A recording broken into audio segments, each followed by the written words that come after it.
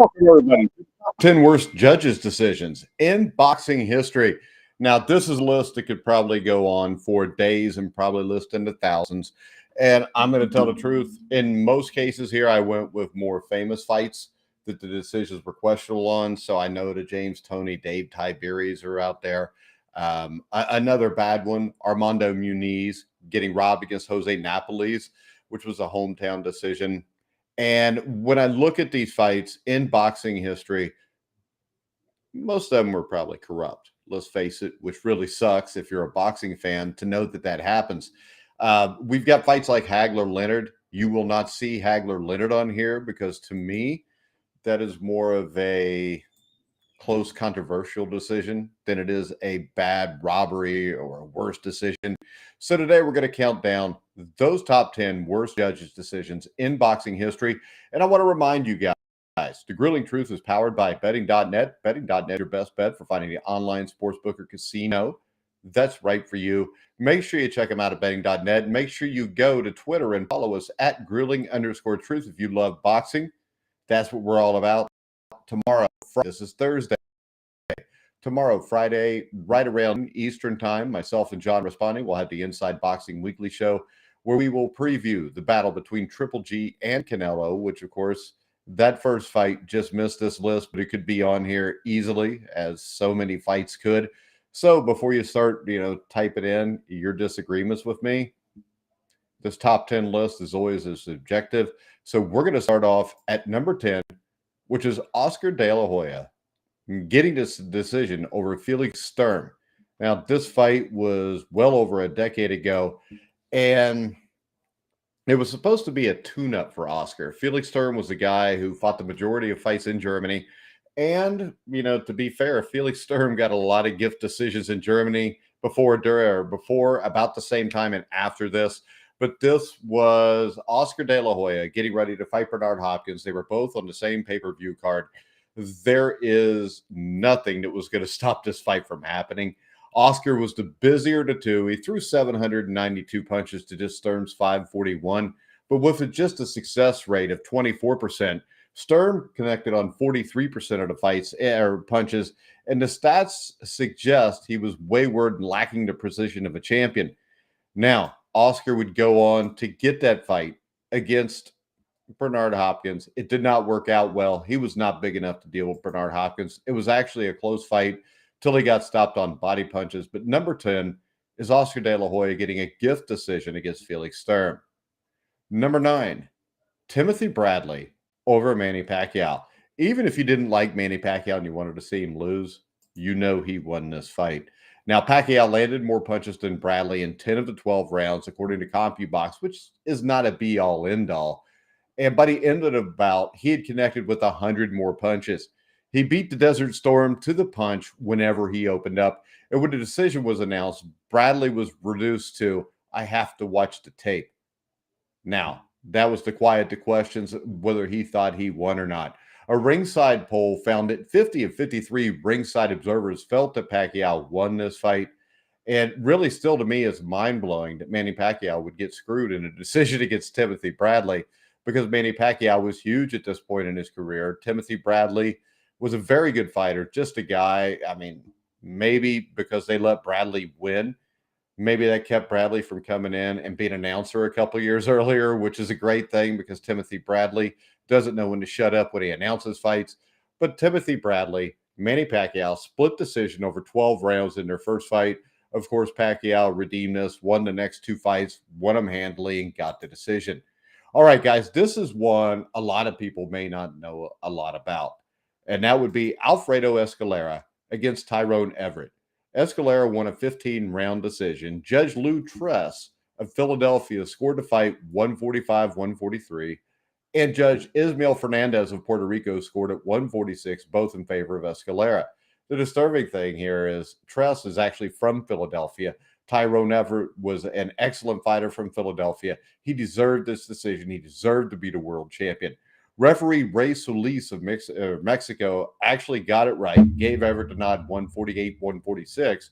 But you imagine there how many even rounds are scored to 148-146 scoring.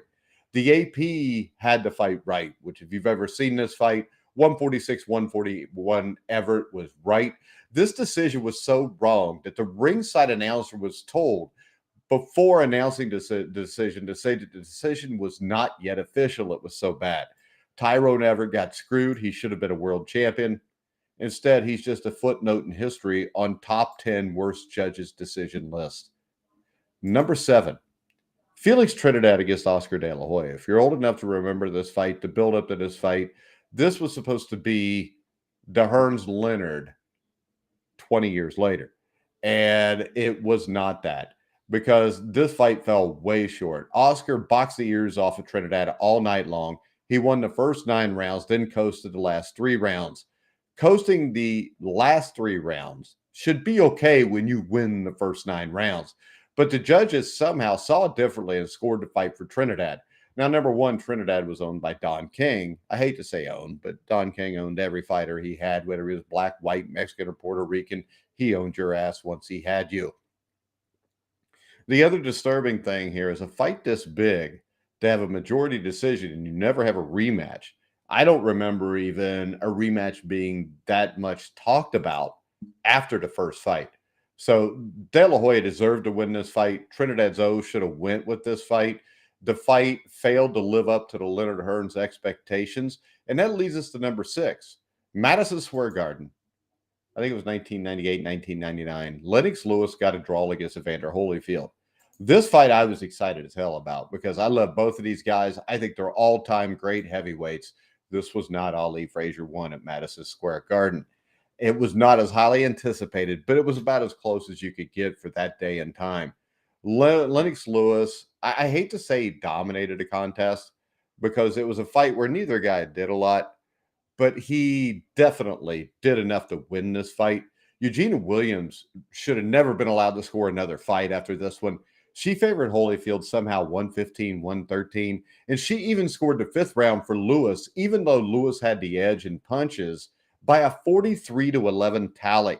So Holyfield gets out-punched 43-11 and wins the round on Williams' scorecard. But her error wasn't the only one, as Judge Larry O'Connell invented a 115-115 draw to overrule Stanley Christodoulou, the only judge who seemed to watch the fight, who had it 116-113 for Lewis. In all honesty, the 116-113 was too close, but it's boxing. What do you expect? So when I look at that, Lennox Lewis, Evander Holyfield definitely belongs on this list. They fought a rematch within a year after the first fight. Holyfield actually fared much better. It was a much closer fight, but Lennox Lewis won again to prove that, late 90s, Lennox Lewis was the best heavyweight in the world at that point. Now, number 5, this is another Don King special, I think. Pernell Whitaker got a draw against Julio Cesar Chavez. Now, Chavez was undefeated at this point, and he entered with a record of 87-0. Many experts considered him the undisputed pound-for-pound king of boxers, or king of boxing. Many observers felt his inside game would be too much for his slick boxing opponent. But Whitaker was on another level compared to the slower Chavez. And whether this was fought at lightweight, welterweight, it doesn't matter. Pernell Whitaker was the slicker boxer. He was the better boxer. He was always going to beat Chavez. Now, after 3 close early rounds, the difference between these two became apparent to viewers. I mean, Whitaker was too slick for Julio to catch. And when they fought on the inside, Whitaker got the best of it on the inside also. The Alamo Dome was packed with Chavez fans, and the arena became quieter and quieter as the fight went on. This decision was absolutely absurd, guys. And with the first judge scoring the fight 115-113, but at least he had the right fighter winning in Pernell Whitaker. The last 2 judges both somehow scored the fight 115-115, and then probably spent, the next month or so on Don King's yacht with hookers and cocaine, because that's the only way anybody could ever score this fight for Julio Cesar Chavez. All right, number 4 is going to be a fight a lot of you may not remember, and that was Joel Casamayor. And he got a gift decision over Jose Armando Santa Cruz. Now, Santa Cruz outlanded Casamayor 246 to 129. He knocked him down during the fight, and this fight at best was a 118-110 win for Cruz. Casamayor did nothing to win this bout, and it robbed a hard-working challenger of a much-deserved victory.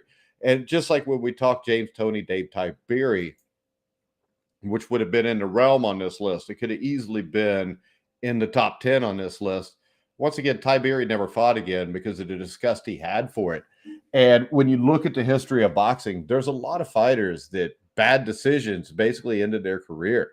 I mean, Jimmy Young, after losing the decision to Ali, losing the decision to Ken Norton, I mean, never really was the same again because it really took a lot of the fire and the drive out of him. Now, number 3 is another one you may not have heard of before, but this featured the great Kid Gavilan. And Kid Gavilan fought Peter Waterman. Peter Waterman won a 10-round decision over Kid Gavilan. And the protest over this decision caused the British Boxing Board of Control to hold a hearing on the matter, resulting in a revocation of the license of 71-year-old referee Ben Green. The fight was so bad that it was held in Waterman's hometown, and the people were furious that he got the decision over the aging Gavilan.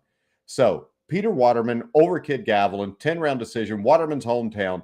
Even Waterman's family was pissed. I think his mom even cried. It was so bad. Now, at number 2, we've got Jersey Walcott against Joe Louis.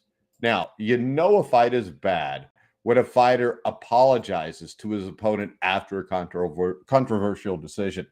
But that's what happened on December 5th, 1947, when Joe Louis defeated Joe Walcott by a split decision. After the decision, Walcott reported, "Joe said to me, 'I am sorry, Joe.'" Walcott had put Louis on the canvas in the first and the fourth rounds. He closed Lewis's left eye, and Joe Louis got a split decision over 15 rounds against Jersey Joe Walcott. That brings us to number 1. And this is a decision that I remember watching this fight live. I believe it was on ABC. It might have been the old Wide World of Sports or whatever it was, but ABC in the 80s. And that would be Jose Luis Ramirez against Pernell Whitaker. Now, Ramirez was a really good fighter. It just, whenever he stepped up to fight all-time great fighters, he always came up a little bit short. This is by far the worst decision I have ever seen. I'm not even sure Ramirez won a round in this fight against Sweet Pea. I think this fight was fought in France. One judge actually had Ramirez winning this fight 118 to 113. Now, I rewatched this fight before I wrote the list and doing this show. And when rewatching it, I was looking for reasons to score the fight for Ramirez. I could still only come up with 2 or 3 rounds tops where he's even in the realm of having a shot of winning that round.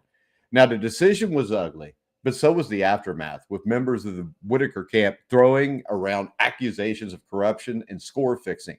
You can't blame them because, once again, Jose Luis Ramirez, it's the WBC, it's Don King, it's Jose Suleiman. This was the worst decision I have ever seen.